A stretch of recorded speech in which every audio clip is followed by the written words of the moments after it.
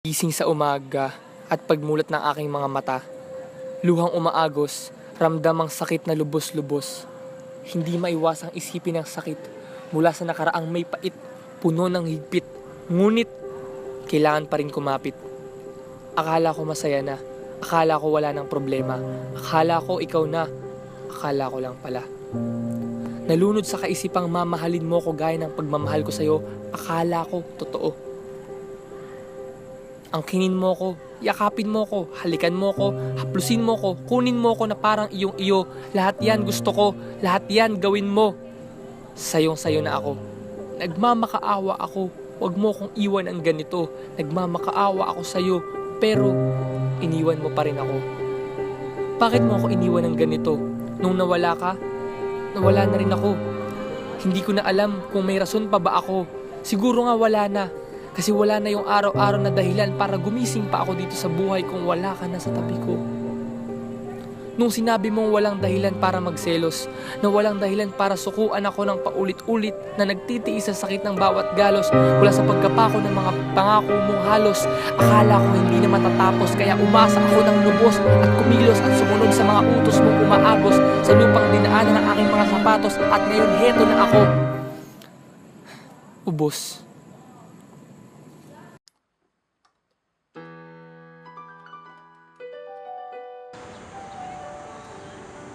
Minahal kita ng sobra-sobra. Pinaglaban kita. At sa tuwing titingnan kita sa mata, alam kong lahat sa'yo ay tama. Dahil walang mali pagkasama kita. Bawat oras ay kulang pa. Hindi sapat ang walang katapusan. Gusto ko, higit pa sa dulo ng walang hanggan. Pero ganito pa rin ba ang gusto mo? Paano kung nagsawa ka na? Hahanap ka ba ng iba? Pag may iba ka na, saan ako lulugar? May dahilan pa ba para umandar itong puso kong nilaspag na ng katangahan at kabaliwan ko para sa'yo? Papakatanga na lang ba ako dahil binigay ko na ang lahat sa'yo? Naisip mo man lang bakit na kahit mahal na mahal kita, nasasaktan pa rin ako. Tanga ako, pero hindi man yun. Inaamin ko. Masakit sa damdamin, wala akong magawa. Dahil kasalanan ko nagtiwala ako sa lalaking katulad. Sana pala hindi na. Sana pala iniwasan. Kung alam ko lang na ganito, sana hindi ko na hinayaang maging parte ka ng buhay.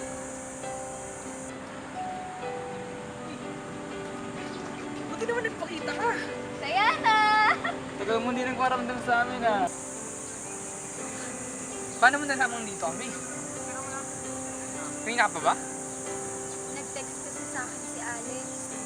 Kapag okay na daw ako, dito daw ako pupunta sa ganitong oras para makasama ko kayo ni Tropa.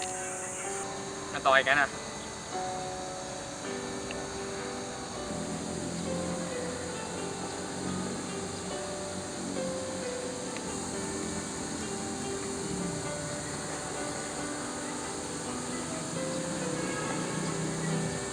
Hindi pa, pero gusto ko.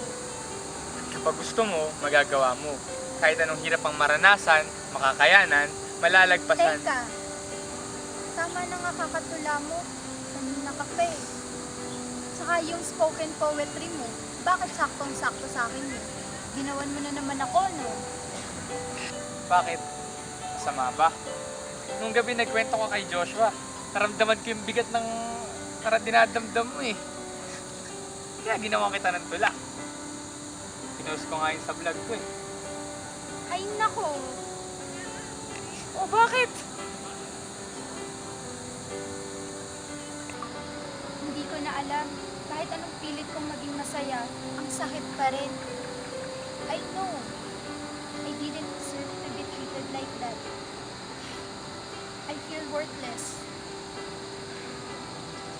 Binaliwala lang ako.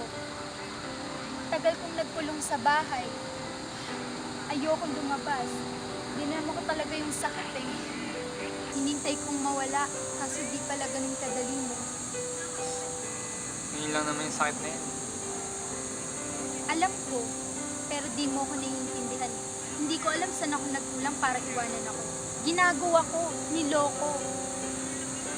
Pinagpalit ako. Ang dilim ng buhay ko ngayon. Gumigising ako sa umaga. Ang bigat sa pakiramdam na puro tanong lang. nasa isip ko. Patrick, siya lang eh. Siya lang talaga. Hindi ko talaga kaya nang wala siya. Ang daming tanong sa isip. Halika. Saan tayo pupunta? Basta, halika. Saan nga muna tayo pupunta, Patrick? Pakulit ka. Wala kang tiwala. Tara! Ito na nga. Oo, alis kayo? Babalik din kami.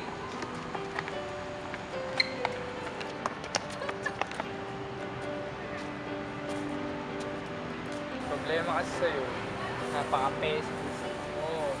Alam mo, Pat, kung ikaw nasa sitwasyon ko, hindi mo rin masasabi yan. Patrick, di ba sinabi ko na sa'yo, ang bigat ng dinadala ko. Parang pasan ko mundo eh. Alam mo rin, Diana, marami na rin ako napagdaan ng problema sa pamilya ko ng ganun-ganun lang. Pero may tiwala kasi ako. Eh ikaw. Ikaw nga magsabi sa akin, ano bang problema sa akin? Tingnan mo ko, may kulang pa ba? Para sa akin wala. Eh bakit ganun? Ang gulo.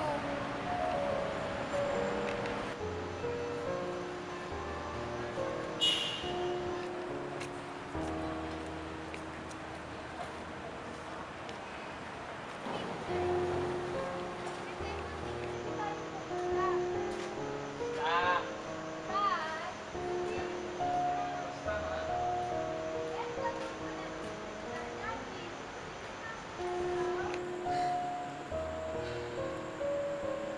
kita mo doon? Daming puno, di ba? Ganda pala talaga ng tanawin dito eh. Oh, tingnan mo doon. Daming tao.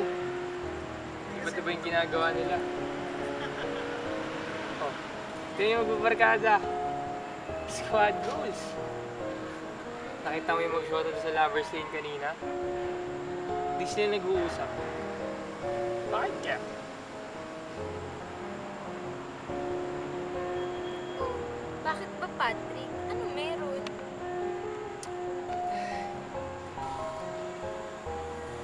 Tingin ka sa taas. Tingin ka sa ulap. Sarap pagmasdan. Ikaw, subukan mong tumingin. Subukan mong tumingin sa lahat ng kaya mong tingnan ngayon.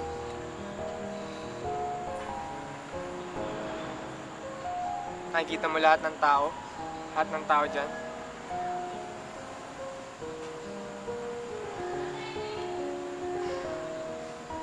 Lahat ng taong nakakasalubong mo. Lahat yan may kanya-kanyang problema. Di lang natin alam. Pero pag tinignan mo sila, mukha bang pasan nila ang mundo?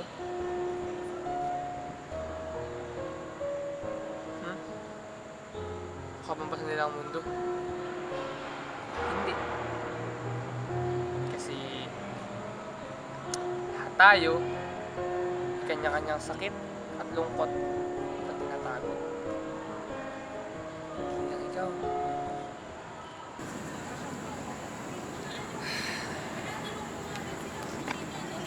Tara. Tara. Tara. Tara.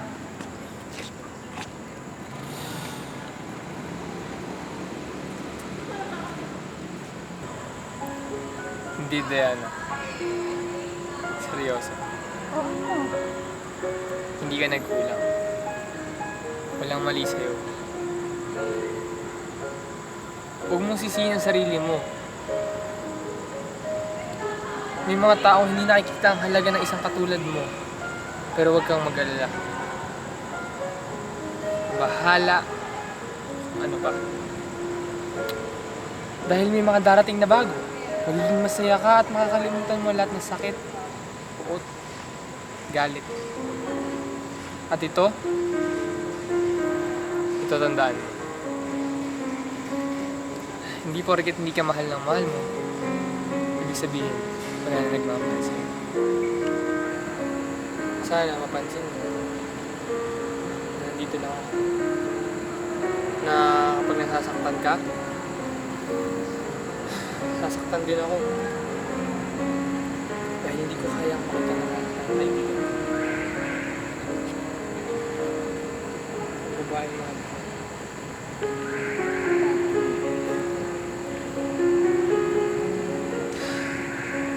Hindi ko kailangan ng sagot. Hindi ko kailangan ng sagot.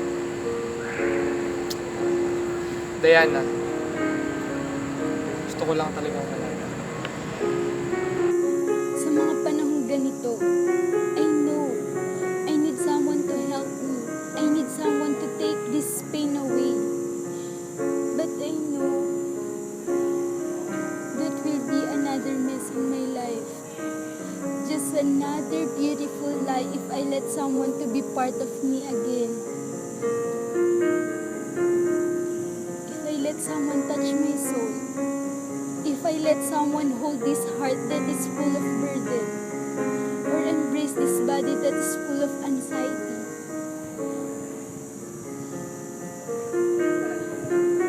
Love destroyed me, but love, again, can heal me. Alam kong ikaw ang may kaya nun. Kaso, Patrick, hindi pa ngayon. Oh, yun na yun. Ba't di mo pa tinapos? Tuloy mo na kaya. Ewan ko. Hindi ko kasi alam kung ano magiging reaksyon nung lalaki kapag ganun yung sinabi ng babae. Kaya hindi ko alam kung susuko na ba siya o pagpapatuloy pa ba niya. Alam mo kasi, ang hirap kasing magkagusto sa kaibigan. Okay, susulat ko dun. Lalim ng hugot ah. Saan mo napulot yan? Naranasan mo na ba? Oo. Kung hindi, Wait. Best friend mo ako, tapos di mo sinasabi sa akin yan. kasi naman, baka pag sinabi ko, baka ganun lang din matanggap ko, di ba? Na parang, love destroyed me. But love, again, can heal me. At alam ko ikaw lang may kaya nun. Kaso Josh, hindi pa ngayon. Di ba? Saklap kaya? Sino na nagsasabi sa'yo niyan? Ikaw.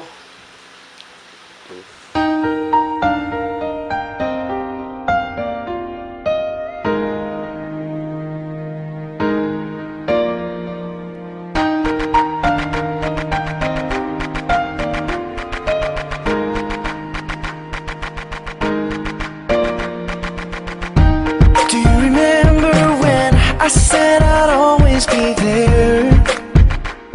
Ever since we were 10, baby, when we were out on the playground playing pretend. I didn't know it back then, now I realize you were the only